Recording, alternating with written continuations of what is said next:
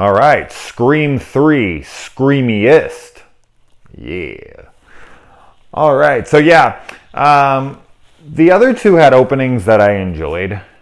I wasn't a big fan of either of them. I mean, I've said that before here. I'm not a big fan of the Scream series, but I do like the openings of both, especially the Drew Barrymore one, obviously. But I did like the, Jada Pinkett and Omar Epps opening. I thought it was pretty cool.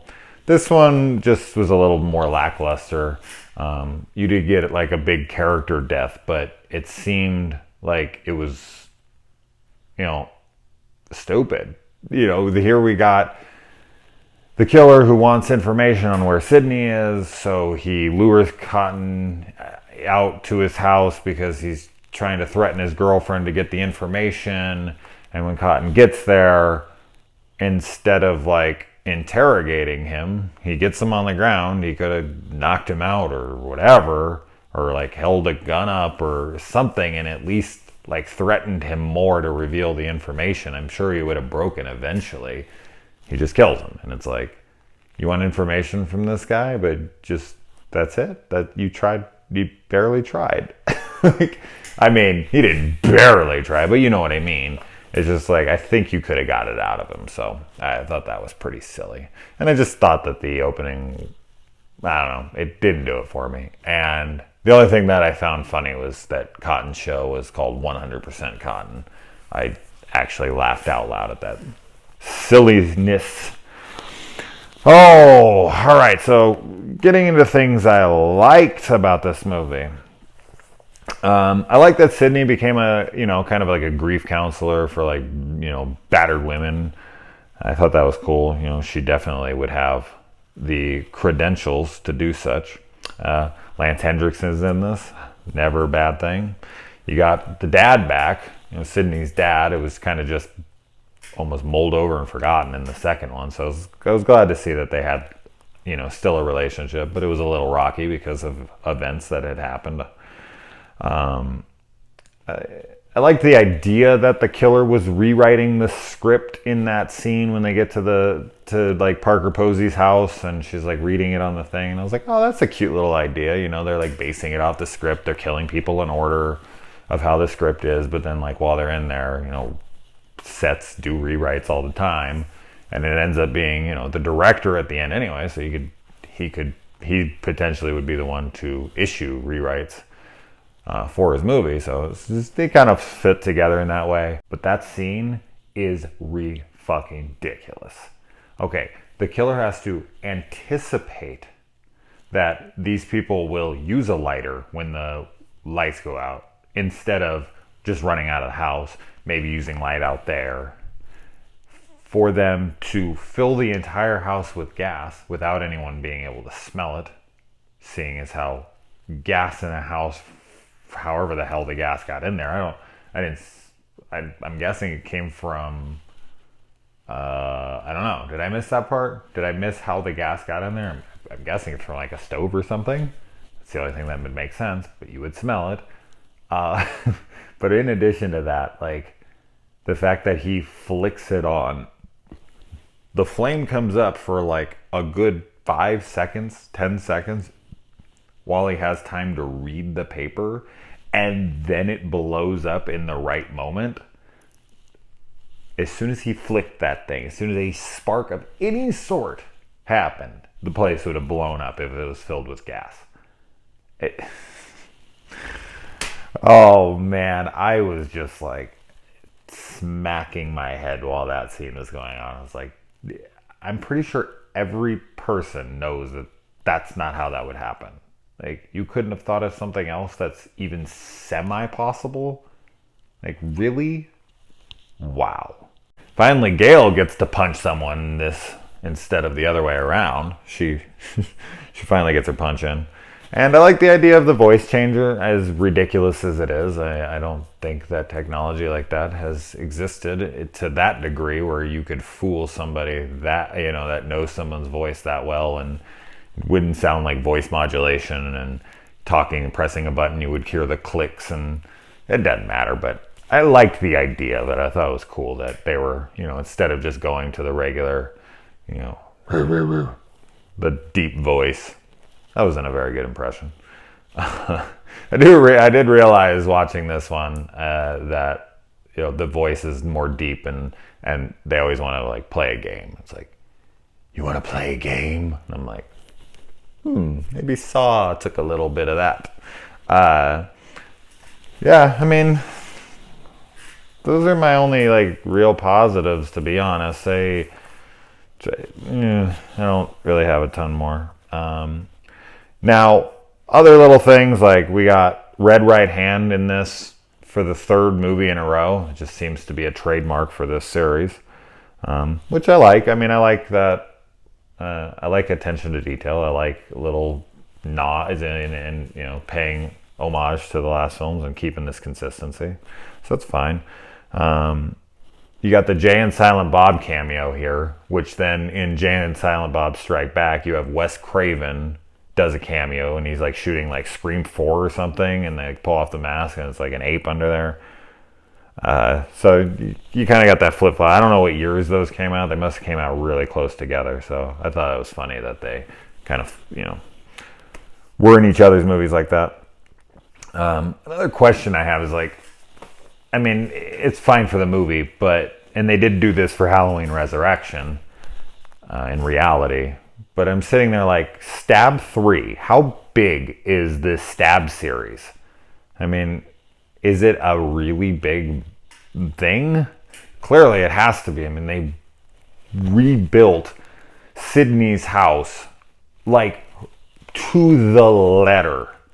And that's just ridiculous. Like, why? What would be the point of that? Like, no one has seen her house. Nobody knows what every little thing in her bedroom is and all this and that. And it's like, and what'd they use for the first movie? Did they not use that? It's just like, they built not only her house, the exterior, but the interior, and then the neighbor's house's exteriors around it. And I'm like, for a shitty third film in a slasher series? I mean, as I said, Halloween Resurrection, which is the 8th film. Now, Halloween is not a shitty slasher franchise, but by the 8th installment, it's crazy that they would build something like that, like build the Myers house on a soundstage, the whole thing, which is awesome. Unfortunately, it's in a horrendously awful movie. But I was just sitting there thinking about that when I was watching it.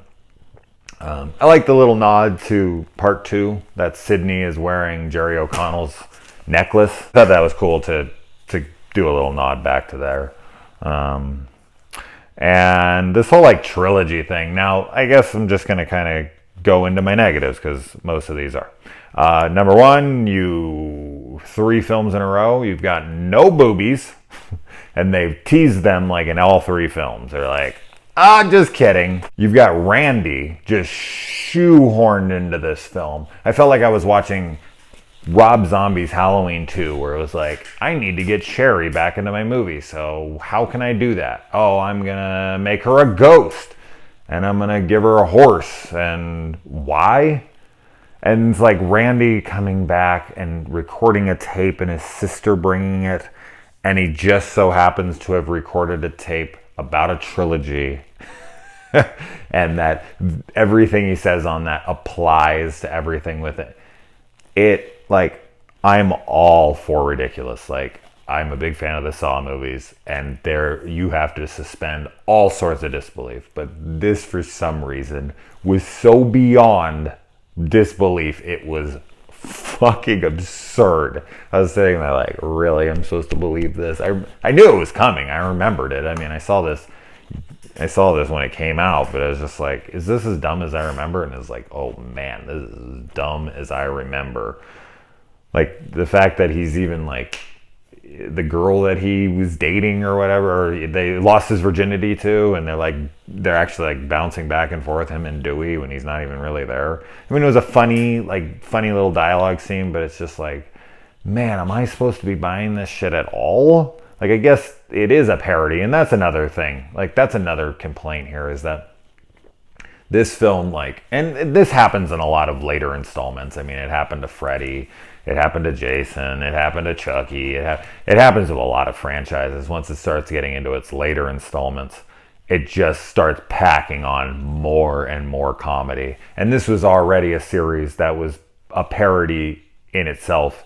So to pack on yet more comedy when the first two already had a heavy dose of it, I guess is just par for the course. But man, it's a lot of silliness in here, just with like Jay and Silent Bob and stuff like that. It's just like, whoa. And Carrie Fisher's cameo and her pretending she's not Carrie Fisher. And it was just like super tongue-in-cheek. I mean, other installments before this had been tongue-in-cheek, but this was like tongue-through-cheek. And then, you know, they do mention, they put Carrie Fisher in it. They mention Jedi in the thing. And then we get this like Return of the Jedi reveal of, oh my God, they're brother and sister. Which, as big of a Star Wars fan as I am, the whole Luke and Leia being brother and sister thing is just not, it's pretty stupid. They were just trying to one-up Empire. But that's for a different discussion. And I just think they were trying to do that. I think they were trying to have like the, you know, Return of the Jedi, not Empire. No one's ever going to touch that, but they're trying to have that like Return of the Jedi reveal. Like, oh my God, Sydney had a brother and her mom gave him away and this and that. And I'm just sitting there like, whoa, this is ridiculous. Like that's the only thing I could keep thinking when I was watching. I was like, this is fucking ridiculous. But whatever. And then the whole like bulletproof vest thing. Okay, how many movies does this chick? I mean, 3 films in a row. I'm curious on if the 4th. I don't even remember the 4th almost at all, except for that Emma Roberts is in it.